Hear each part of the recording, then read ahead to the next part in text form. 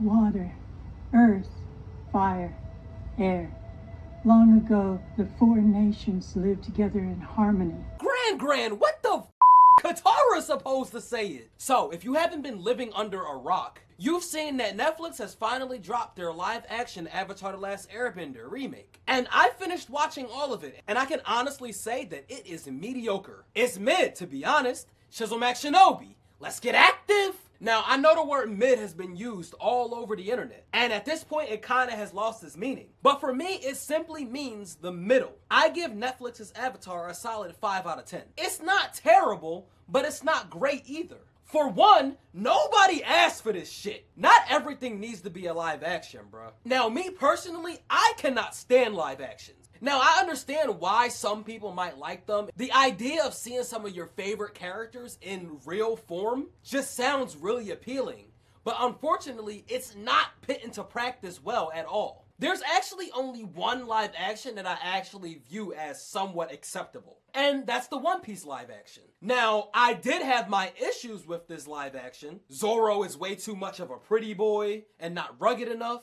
Arlong looked extremely weird. Luffy didn't fit at all. But overall, while having its issues, it was overall okay in my opinion. And this is mainly because the series creator, Oda, was directly involved in it. But the Avatar creators were not directly involved. They actually left the production. And this is literally evident by how much was removed from the series and how mid it is. Now, don't get me wrong, I am not one of those people that expected it to be a one-to-one adaptation. I do understand that some things need to be removed and condensed in order to actually be able to turn this into a series. But it's impossible to expect fans of the original animation to settle for a mediocre project, and this is because the original animation is a legendary production. It would be different if this was a brand new franchise that no one had heard of yet. But Avatar The Last Airbender has touched the hearts of millions. The music, the art style, the animation, the story, everything about it was so amazing that making some subpar bullshit just won't fly. And we already had a trash adaptation of Avatar come out years ago. And this made fans not want another one because that one was so ass. But I'm not gonna lie, Netflix's adaptation of Avatar was not terrible. There were some things that I did enjoy. For starters, both Suki and June were hot as hell. They really did their thing when picking these two actresses for this show. Both of them are beautiful women. And the Fire Lord and General Iroh were both really good castings as well. But unfortunately, that's about it when it comes to the good castings. Azula and Mai, for obvious reasons, do not look the part. And there should be zero reason why Suki looks this much better than Princess Yue.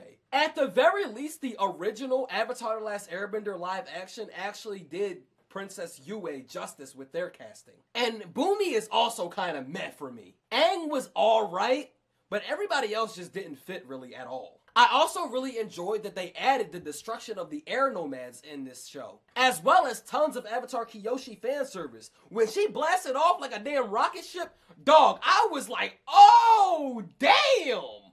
And also, every scene where Zuko is fighting looks amazing. They really did the bending, especially the fire bending, well. Honestly, the fire bending and the air bending were both really well done. I think that the earth bending looked a little laggy, but the water bending literally looked like they were just splashing each other with water for the most part. It was alright, but it wasn't great. Overall, though, I would say that the effects were pretty solid in this remake. And the fighting choreography itself was pretty good, too. And I'm not gonna lie, the dark element that they added of actually showing the firebenders burning people alive was peak. It actually made it feel like it was a war happening. The outfits were really well done in this show as well. They really made the world feel real. I did feel immersed when I was watching this, and I'm not gonna lie, I did feel myself getting emotional a couple times. I found myself actually smiling and actually just being joyful at seeing Avatar in live form. But now that I'm done glazing the show, let's talk about the shit that I didn't like. To start, the dialogue in this show is goddamn terrible. It's so rushed and bad, I can't even express it enough. I don't know who was in charge of writing for this, but they need to never cook again. It got to the point that the characters were literally just voicing their emotions rather than actually showing us their emotions through their actions. And why is there so much damn exposition? It honestly ruined some of the most important moments of the show early on. Like, for example, Aang seeing the air temple actually destroyed didn't hit nearly as hard because he already knew that they were dead. Also, not having Aang have fun in the beginning of the series diminished his character immensely. In the cartoon, we got to see Aang's avoidant energy towards taking his Avatar responsibilities seriously. And that was dope, but instead of that, we just got it explained to us in the Netflix version. Now, don't get me wrong, I do think that Aang's actor did a pretty good job, but I'm not gonna lie, I feel like they basically just took this series and dumbed down everything about the original series and just made it so even the brain dead could understand it. And as a result of all of this excessive exposition, it makes all of the character relationships feel like they didn't even develop at all. Like, I swear it feels like all of the relationships developed off screen. Like, when Katara is holding Aang at the air temple, it literally like feels like they barely know each other. And later on, when Sokka is basically crying over Momo almost dying, it feels weird because it feels like he's not even really connected to Momo. And I also really enjoyed the addition of making the crew that Fire Lord Ozai was going to kill off actually become Zuko's crew. And Iroh saying to Zuko that he was everything he needed really was chef's kiss. It was so good. But I'm not gonna lie, this was like the only moment that I was actually emotionally invested in this show. I was super annoyed when they had the Lover's Cave and they had Sokka and Katara enter it instead of Katara and Aang. I guess this is what the creators meant when they wanted to be like Game of Thrones. And I was also really irritated seeing Aang and Bumi's relationship so heavily diminished. Like, was this Bumi or was it an Austin Powers character? Cole the face stealer not stealing faces was mad annoying as well. It's not that I expected him to steal Aang's face or anything, it's just that Aang was literally having reactions while looking at the guy who steals faces if you have reactions. It makes no sense. And I think the most irritating part of this whole Netflix live action is that Aang didn't bend a single drop of water. This part of the series comes from the Book of Water, where Aang's whole purpose of going to the Northern Water Tribe is to learn how to bend water, and he doesn't bend any water. I get it, they wanted the girl boss Katara up, but not having Aang bend any water at all is just stupid. Now,